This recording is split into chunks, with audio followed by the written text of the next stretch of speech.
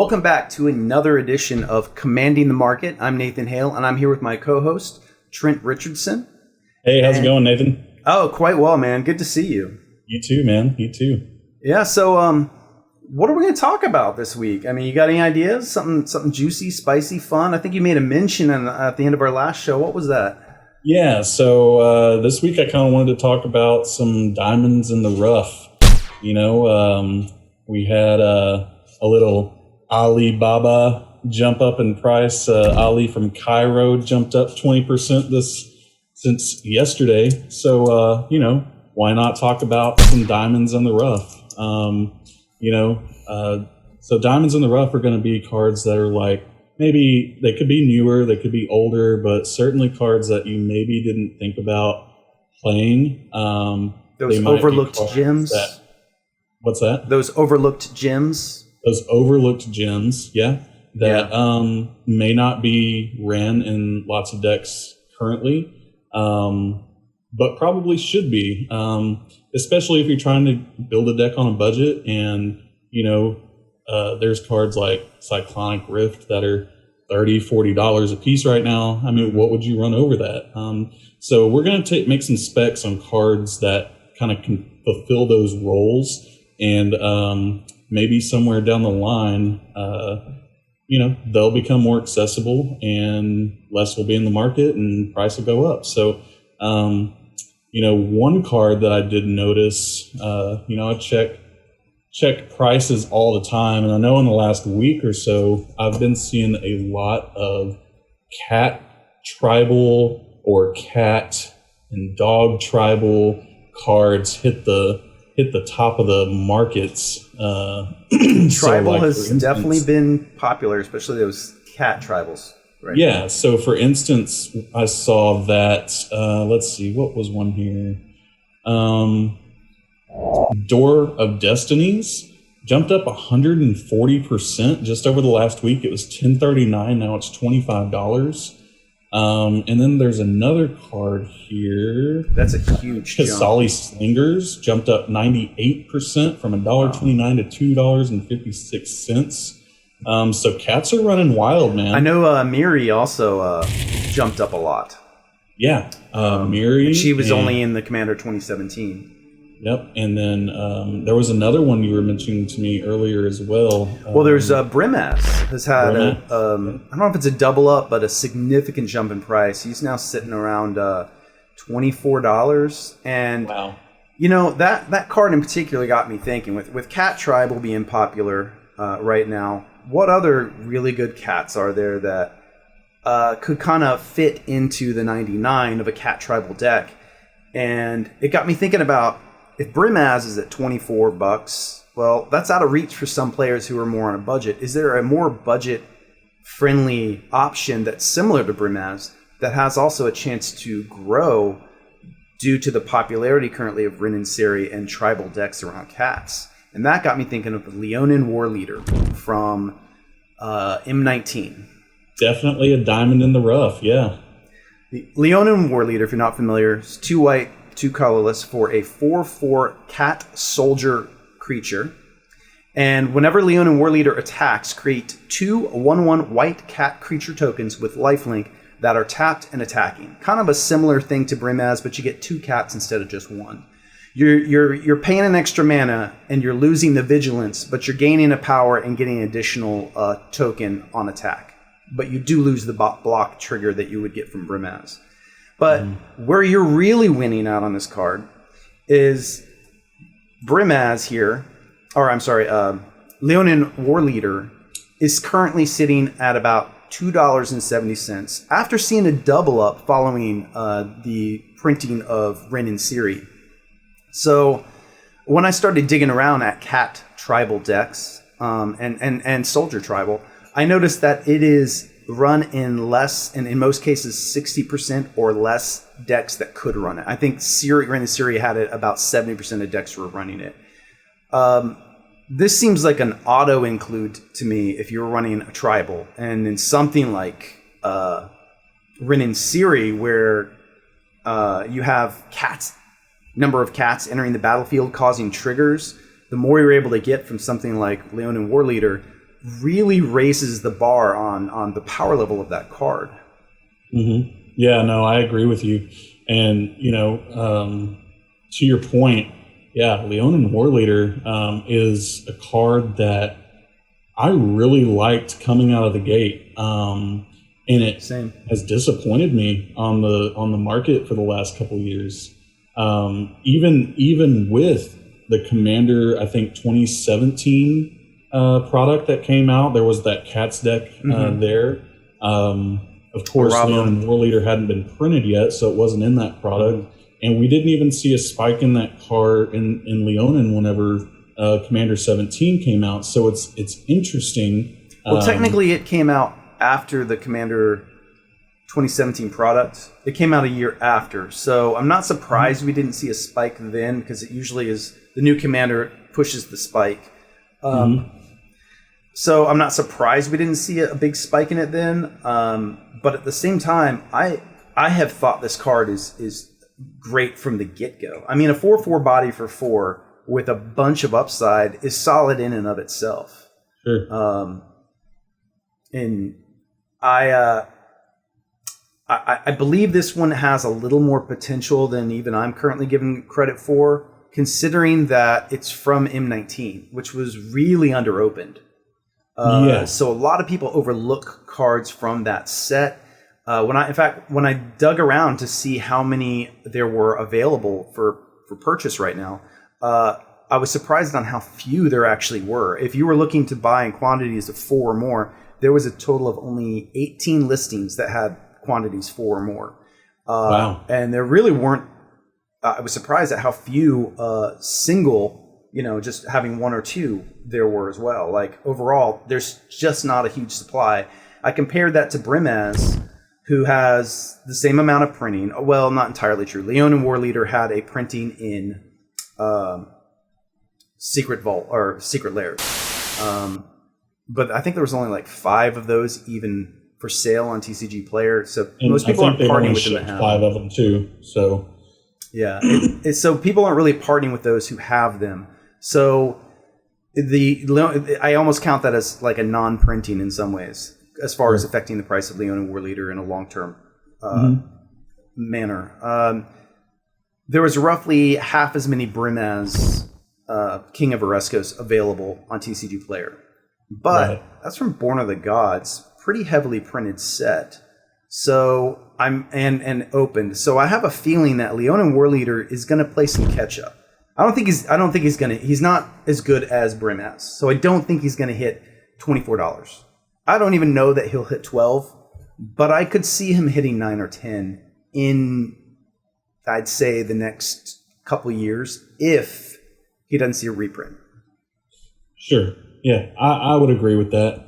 I don't know that it'll hit 9 or 10. I think ultimately it's going to go the way of Brimaz. If Brimaz keeps climbing, Leonan Warleader is going to keep climbing, and they're going to kind of keep their same trajectories throughout their lifespan. Just because Brimaz, if you're down to the last slot in your deck and it's either Brimaz or Leonan Warleader, it's obviously Brimaz. But, when you have the option to play both, you certainly should. But one or the other, obviously Brimaz, and Brimaz is going to command that higher price point unless they, just reprint the crap out of it. So, so I guess we'll see what happens with that. But that is a diamond in the rough and a good one at that. And so, keeping on with our tribal theme here, a very, very, very unpopular tribe, the Bird Wizard tribe, from Bird Wizard fame, a tribe that we all know and love so dearly. Yes. And one Bird Wizard... Birds with pointy hats. Yeah.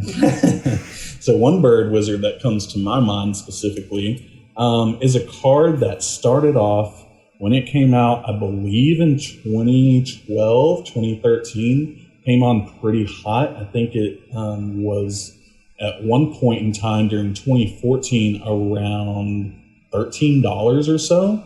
At Uncommon, we're going to talk about Aven Mind Sensor. So that's kind of salty. Yeah. For those of you who don't know, Aven Mind Sensor 2-1, 2-1, flash flying for 2 and a white. If an opponent would search a library, that player searches the top 4 of that library instead. If an opponent. Yes, not opponent. Player, yeah. Opponent, that's correct. Man. Yeah. What a card in Commander. And Flash is the... And Flash. And why... I've played quite a bit of Commander. You never see anybody play this card. No, I have it in the pseudo sideboard of my Tulane deck, which is... I have a sideboard where I can go super salty Tulane or laid back Tulane. Yeah. Currently, it's in the sideboard because I'm more on the laid back Tulane, which is still a pretty powerful deck.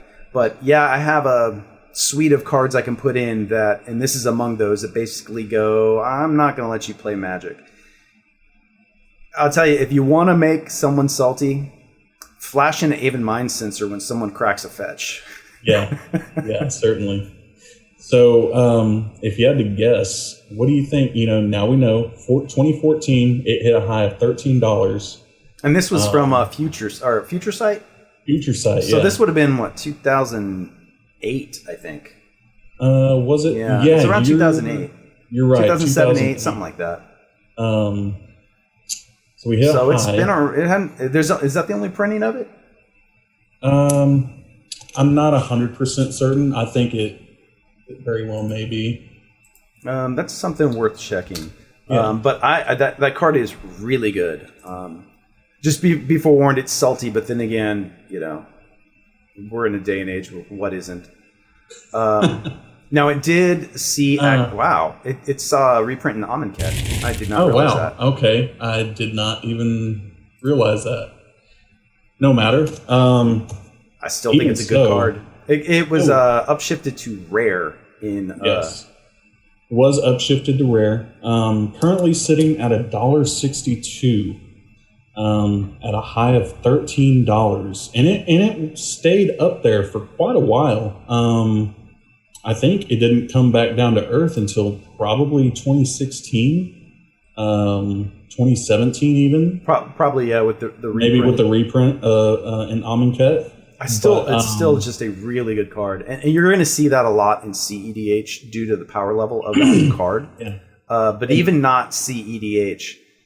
And even not Bird Wizard Tribal, it's still a really good card. It easily can slot into any deck with white, into the 99 of any deck running white, and it will do some work. In 9% of decks in deck lists, I mean, that's pretty hefty for a card that isn't a game changer. I wouldn't say it's a game changer, but it's certainly tech. It's basically a counter demonic tutor, practically. Yeah. White certainly needs tech like that, and man, what a great card. And I think if we don't, and we just got a reprinting in the Amonkhet, so I don't expect to see another reprinting in this for quite some time. No, I think a supplemental product only, but I don't even think that's a card that WotC wants to put into like a commander deck just because of the saltiness of it. Yeah, probably not. So, I mean, we could maybe see a double up on this, even a triple up over the next year, probably, or within the next few months, with the way things are going with the market and commander cards. Commander cards are going crazy because of the pandemic. Everybody is trying to play commander now, and there's no tournaments happening. So what else is there to do besides just play casual kitchen table stuff? So if you're playing like a kind of nasty white deck, maybe it's a white-blue deck using that new flying commander from Jumpstart coming out here soon. So maybe you're running something like that, and you want to maybe, I don't know, be blue-white and do kind of blue-white things. Well, one of those things you might want to do is take an extra turn, right? Yeah. So I got a SPEC that I like. I've liked this card since it came out. I bought into it a little bit, not heavily, but enough to make me happy. That if I got a deck that wants to run it, it's going in, and they're all in decks, come to think of it. And that is from Rivals of Ixalan, the Time Stream Navigator. This card, I got initially, first and foremost, for my Anala deck. Time Stream Navigator comes in, and I don't have the card in front of me. So it's a 1/2 for a blue and a colorless. It's a pirate, possibly pirate wizard. I should pull it up. Give me human pirate wizard with a human pirate wizard. Okay, I had it pulled up and I literally just accidentally closed the window there. So it has Ascend. So those of you not familiar with Ascend, as soon as you have 10 permanents in play and you play a card or have a card with Ascend, you gain Ascend for the remainder of the game. It's just a ability that if you control 10 or more permanents, you get Ascend, and then cards that revolve around Ascend will check to see if you have Ascend. This is one such card. It is a 1/1 human pirate wizard for a blue and a colorless, and Ascend, and you can pay 2 and 2 blue and tap it, and put Time Stream Navigator at the bottom on the bottom of the owner's library, and then you take an extra turn after this one. And you can only play the ability if you have the city's blessing, i.e. you've ascended. This card loves to combo. Like in Anala, you're able to simply drop it out and then pay 1 extra with Anala's ability, and then use the token, which has haste, to put the token on the bottom of your deck and take an extra turn. And then if you're playing something like a Riptide Laboratory or something, you can just rebounce the Time Stream Navigator that you played and replay next turn, rinse and repeat, and repeat, and repeat, and repeat. But that's not the only way you can go. Say you're playing in a Grixis deck, and you maybe have Grenzo in there, Dungeon Warden, and you get him to a 2. You get Time Stream Navigator, you pop it, put it on the bottom. Well, guess what Grenzo's going to do for you? Keep bringing it right back up for you. Kiki Jiki, also, right away, you can make that hasty copy. And yes, we did it. We busted Kiki Jiki. We did it. We did it. It has been busted right here, live. Right here. You saw it here first. So now, there's a relatively low supply on TCG Player, and it has a really good spread on the TCG Mid versus Card Kingdom. It's $3.25 on TCG Player Mid, and it's going for $4.99 on Card Kingdom, which usually is a good indicator. When Card Kingdom's got a card that's significantly more expensive than TCG Mid, that means it's likely seeing a lot more play, and there's a lot higher level interest for that card in EDH, which is why I recommend, being there's only currently 2,400 of 200,000 decks that could be playing this card. Only 2,400 are currently running it. And I think Card Kingdom and some other savvy people out there realize the power of this card, even if you want to just play it fairly. But wait, it's blue. Why would you ever play it fairly? But really, a strong card. It's got a good spread. I do see this one long-term being a good spec. And recently, Rivals of Ixalan boxes have really shot up, if you're paying attention to sealed product. Because people are interested in some of these cards. In fact, I got another one we'll be talking about in a little bit. I think there are definitely some gems in Ixalan and Rivals that, for Commander, that have really been overlooked. Yeah, I would agree. And I also noticed in that same vein, Dominaria boxes have like 150. Yeah, I think. That's insane. They came out of print really surprisingly fast. People didn't see it coming. It was just suddenly there's no more. It's out of print. So it had a jump at that point of like $30. It went to about $120, but then just sat there for the last like year and a half, not moving from the $120. And I think we're seeing an influx and this is my personal opinion, post War of the Spark. We're seeing an influx of new players. It started to bring them in, and now we're about a year in. Those players have moved from the plain standard to going, what else is there? And they're starting to see EDH. On top of that, they're seeing we're in this pandemic, and all those other formats aren't really easy to play anymore.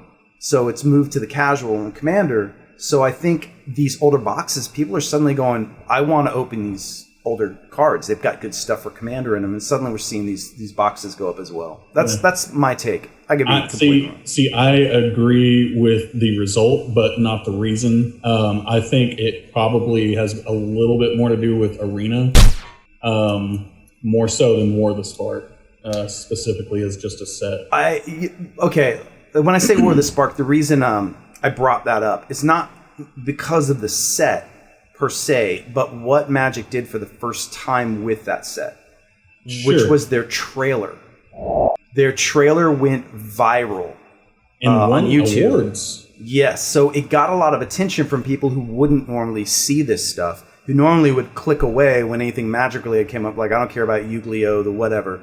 No, they saw this like, what is this? I know this song. This looks epic, and it was a powerful, moving video. I watched it myself probably like 6 or 8 times. I was just like, wow. Good. And I felt that was a game changer in bringing attention to players who normally wouldn't be playing Magic. And I think from there it segued or helped that plus Arena. One led to the other, and eventually to where we are now. But regardless of the reason, we're not talking about the reason. We're talking about the end result. That's what we're worried about on this show. And the end result is our cards are getting more valuable. That's a win. Hey, so, I like it. So, what other winners or potential winners we have coming up? Trent, what you got? Well, actually, so I have a, it's that time in the show where we have a long shot, Oh, yeah. So here is a long shot that I've got here. And this one, I mean, you got to do some, this is a thinker. This is a thinker here. Now, when this came out, this is also from Theros Beyond Death, which is a stinker of a set, okay? I mean, boo-boo. It is bad. So... yeah, it's got a few good cards for Commander, but... it's got a few, but ultimately, it's just not good. Now, Gravebreaker Lamia is a card that, when I first saw it, I said, okay, this card has some potential. Mm-hmm. And then I start thinking about it. I'm like, okay, well, it doesn't have potential in Standard. And it doesn't really have potential in Modern. Doesn't have potential in Pioneer. Not Historic, Legacy, Vintage, none of that. Mm-mm. But Commander, any graveyard-centric deck, if you're playing spells out of your graveyard, it's essentially, why wouldn't you play this? Yeah, it becomes a demonic tutor. It's a demonic tutor, and it lessens your casting cost of the cards that you're casting out of your graveyard. So, I mean, while it's sitting at 39 cents right now, I think once the correct deck is built or the idea is put out there among the masses and the hive mind goes to work, I think we're going to start seeing this card in a lot more decks. I have one for you already.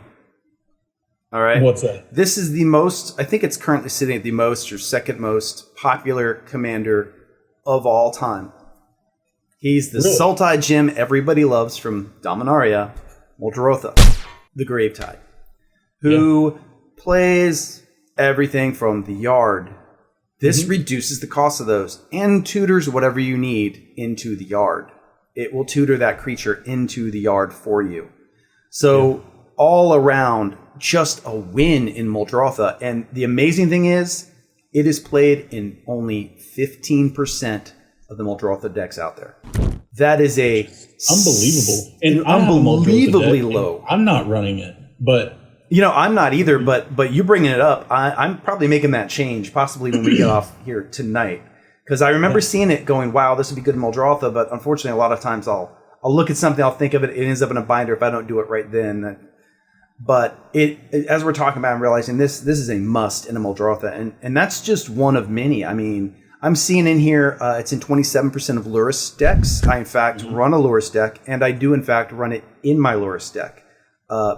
Because being able to pay only 1 mana for, the stuff you're bringing out with Lurrus is excellent. Plus, you can tutor up the answer you need right to the yard. Another deck I could see that should use this that I have is I don't even see it on the list of popular decks for it, and this is sad. Is Marin.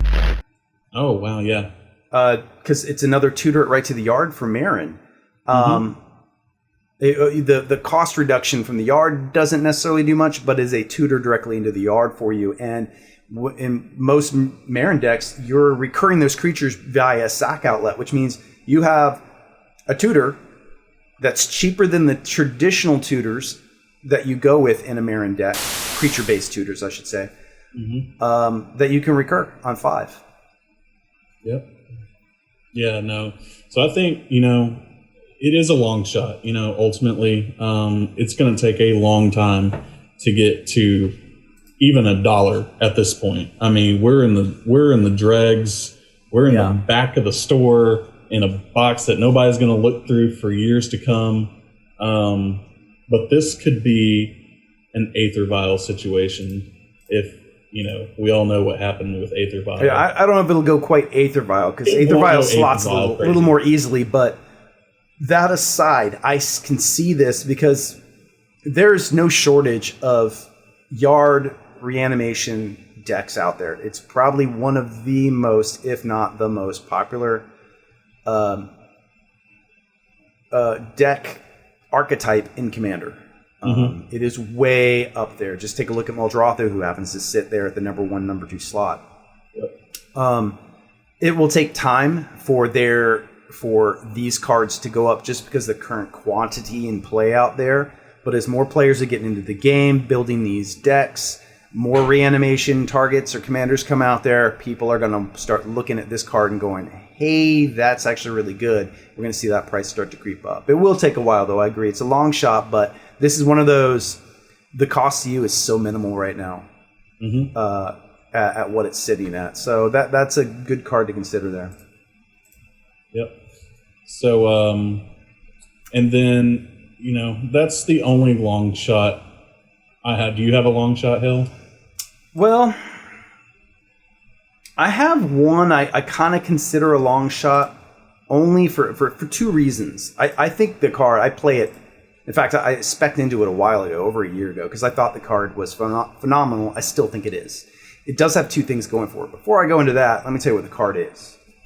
And that is Curse of the Swine. It's a sorcery for 2 blue and X. And it lets you exile X target creatures. For each creature exiled this way, its controller puts a 2/2 green boar creature token onto the battlefield. You're all pigs. Name that movie, huh? All right. This card, the first time I saw it, I was like, this is ridiculous. This is a targeted, basically one-sided board wipe. Yes, they're getting pigs. Who cares? They're getting 2/2 pigs. You're hitting stuff that's an actual threat when you hit this. But you're not just destroying it. You're not just bouncing it like Blue likes to do. You are exiling it. Get it out of here. It ain't coming back, right? Yeah. That is power. Now, this card, when I bought in a while back, it was a year and a half ago, I bought a bunch of them. They were $0.25. Now, they are now sitting at $1.20. Their highest was a little over $2 at one point. Now, recently it has seen a hike thanks to the popularity of Zexara, the ex-tribal commander from Commander 2020. However, before that it was only sitting at 50 cents, so it had doubled up more or less from where I bought it at. But I believe the 2 reasons it hasn't jumped as much yet is 1, actually I guess 3. 1, I don't think a lot of people know about it. 2, it's in blue and everybody goes for the Cyclonic Rift. When they're thinking board wipe, they're going to Cyclonic Rift. Well, that's nearly $40 for a Cyclonic Rift. And if you're someone like me, I do have a lot of Cyclonic Rifts, but I don't have enough Cyclonic Rifts. I've got 31 decks, probably about 20 plus that could run it, and I only have, I think, 7 Cyclonic Rifts. But Curse of the Swine is in almost every one of those decks because of how powerful that ability is. Sure. The other thing it currently has going against it, and this is why it's a long shot, it was from Theros, and there's a large quantity of this card out there. If you go to TCG Player, you've got several hundred, I believe, listings of this card. Mm-hmm. So it's still readily available. However, my suggestion is watch and see, the time to really have gotten in would have been, a year back or even, 3 months ago before the commander cards are spoiled. But barring that, I really feel this is a card, if it's not reprinted, is really long-term and going to grow as the kind of like with the Lamia, as that quantity, as people start to realize the power of that card, the quantity is going to diminish and diminish fast, especially when cards like Cyclonic Rift, which is the go-to, is getting harder and harder to access, especially for newer players. Right. Yeah, so speaking of Cyclonic Rift, there was a card that you and I, when it first came out, I remember sitting at the card shop talking to you about this card. Oh, yeah. I know where you're going with this. And, I mean, first of all, we both just, from the jump, absolutely love this card. And we even talked about, before it came out, what were we going to do in our play group about Cyclonic Rift? Because essentially, Cyclonic Rift is an I win the game card. I mean, if you're not doing it at the end of the opponent before use turn, then you're doing it and you're not winning that next turn, you're certainly winning the following turn. Yeah. Almost every time. In worst case scenario, it's an I don't lose the game for a while. Yeah, yeah. So, one way we were talking about a lot of different things as far as, should we errata the card for our playgroup specifically? Should we ban the card for our playgroup specifically? And then Winds of Abandon is printed in Modern Horizons, which essentially erratas the card for us. It turns Cyclonic Rift into a sorcery, which is what we were talking about, and turns it white, which is a color nobody cares to play. So, yeah, it's a worse Cyclonic Rift. But the $35 you're going to spend on Cyclonic Rift, if you're playing white in that same deck and you don't have the $30, why not spend $261 on a Winds of Abandon? And this was from Modern Horizons. So those of you who aren't aware, it's a white and a colorless for a sorcery. Exile target creature you don't control. For each creature exiled this way, its controller may search their library for a basic land card and put it into play tapped. So it also, like Cyclonic Rift, has the very awesomely busted ability of Overload, which means if you overload it for, I believe it's 2 white and 4, then it hits each target or each creature you don't control and doesn't at that point target either. Right. Now that's a lot of basic lands people can fetch out when you do this. This is true. You are ramping your opponents. However, you can also do the super salty thing of, in response, flash in your Aven Mind Sixer. Good luck finding all those lands in the top 4. For the low, low price of 9 mana. I mean, it's a beautiful, beautiful thing. Yeah, so Winds of Abandon, I spec'd hard on this card. I've got probably 20 of them I'm sitting on. And, well, you probably got into them for under $2. What, $150? Because I remember it was pretty low at first. I bought a few of them. I didn't go heavy, but I did buy a few. At their lowest. And, I expect big things from this card in the coming years. I mean, they're never going. They showed us that they're not going to print it in standard. They specifically printed it in a non-standard legal, set in Modern Horizons. So we're not going to get a reprint in standard. Maybe we'll get a reprint in a master set of some sort, or maybe it'll be reprinted in Commander product. But that is not nearly as harmful to a card's value as, say, printing it in a standard set. So, we could potentially get up to about $8-10 on this card in the next couple years. Yeah, I agree. I don't feel it's as easily reprintable as a lot of others, unless they do another Modern Horizons and decide to reprint ones from the first. I suppose which that's I would possible. not be against.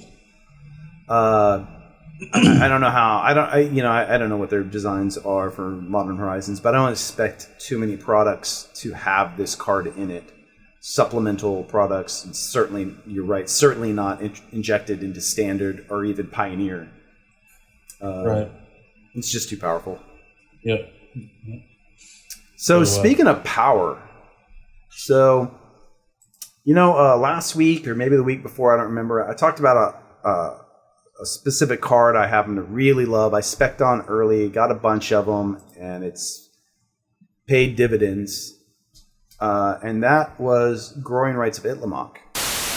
Yep. Now, I really liked Ixalan and Rivals of Ixalan, certain cards that flip. Now, a lot of players get annoyed by the flip cards. I can understand it's annoying. You have to play with sleeves. It can't be clear sleeves. There's issues there. Sure. But there's also a lot of power, especially for Commander.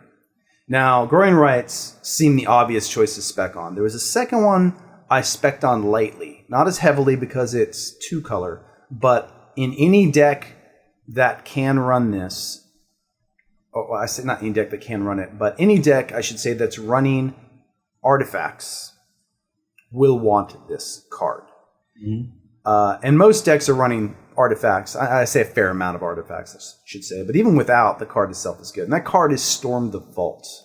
So I put it off long enough. Let me tell you what the card does. It's red and a blue and 2 for a legendary enchantment. And whenever one or more creatures you control deal combat damage to a player, create a colorless treasure token with the ability to tap, sack it, add a mana of any color to your mana pool.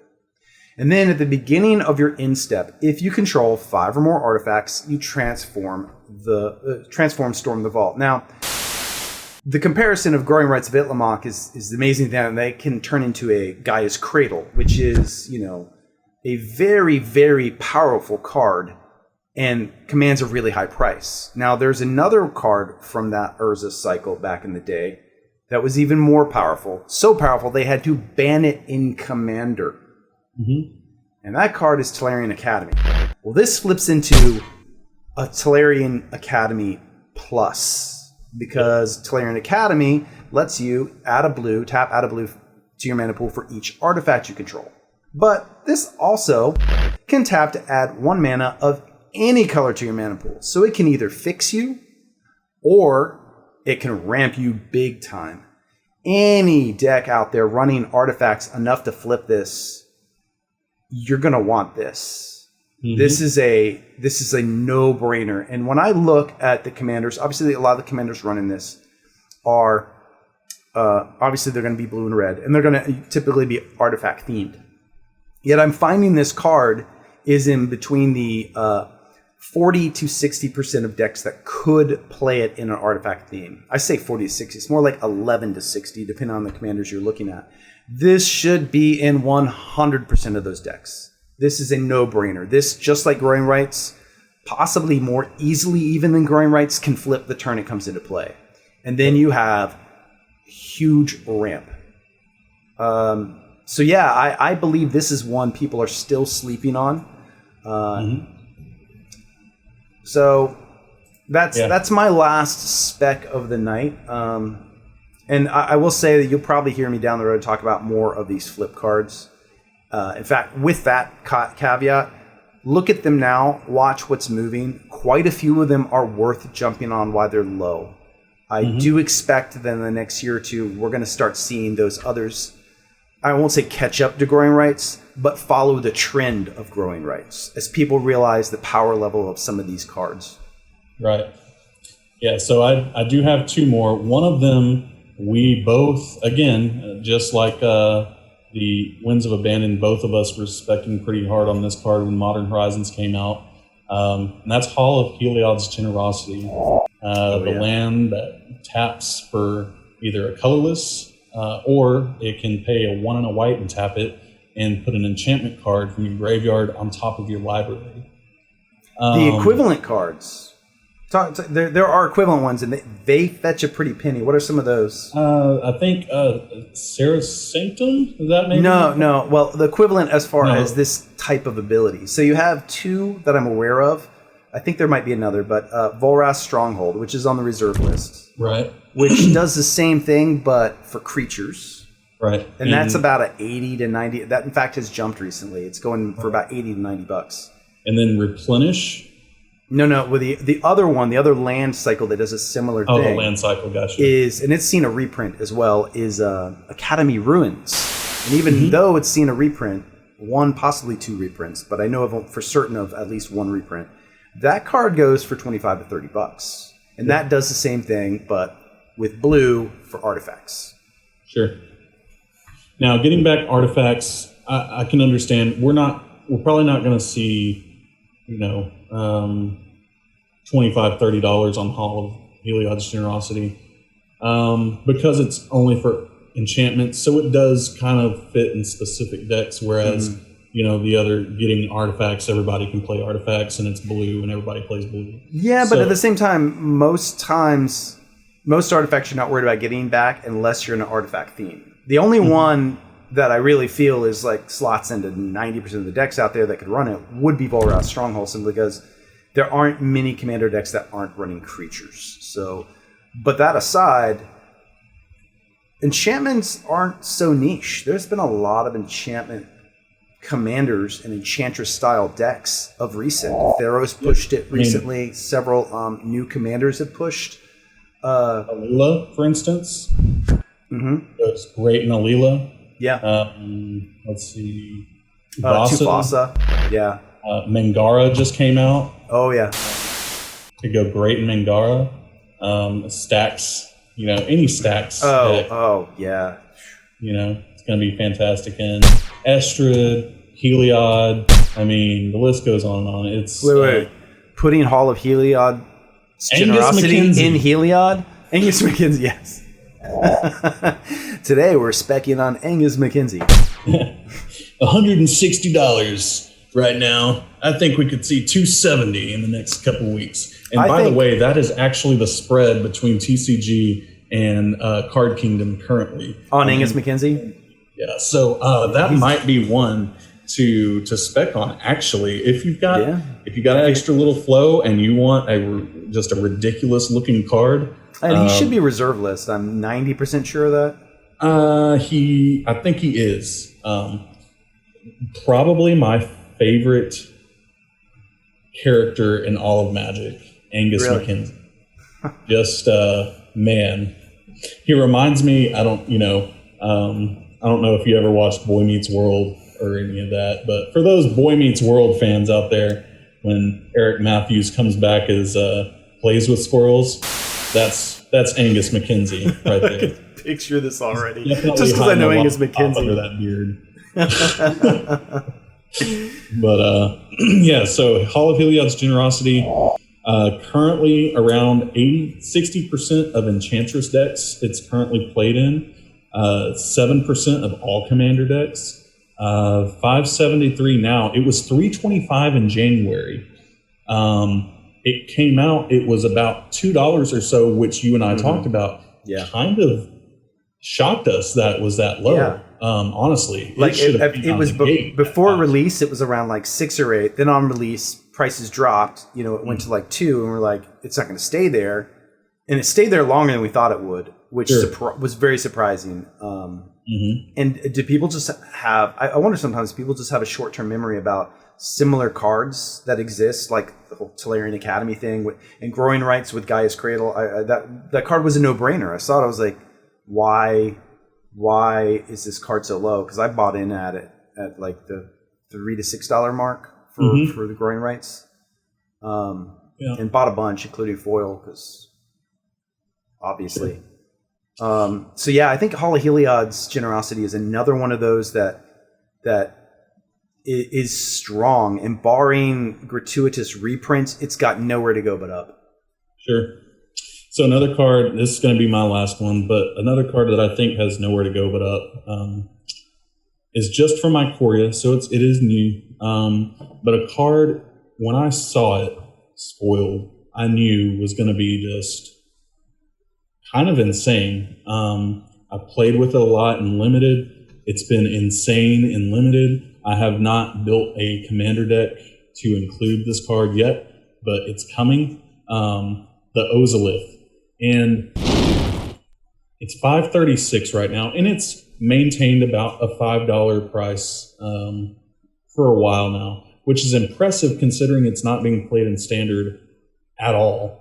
I really don't know where it's being played right now. It's in like 2% of Commander decks. It's not being played in Modern or Pauper or Pioneer or Lead or anywhere. It's not being played anywhere, but how it's staying at $5 beats me. But I don't think it has anywhere to go but up. If it is surviving at $5, not being played in any decks, what's going to happen when it is played in decks? I run in my Zexara. Sure. I considered this in... I have 2 Atraxa decks. One's Super Friends, one's Counters. I was considering this for my Counters one, the deck. +1/+1 Counters deck. But I only own the one currently, so that one's Zexara. But yeah, I do feel, especially if we see more of those... I think you mentioned the keyword counters we saw in Ikoria. Yeah. If we see any more cards like that, the Ozolith could definitely see some jumping. Yeah, which I hope they do, because that is a very cool, neat mechanic that is not going... It's not something that has to be limited to Ikoria.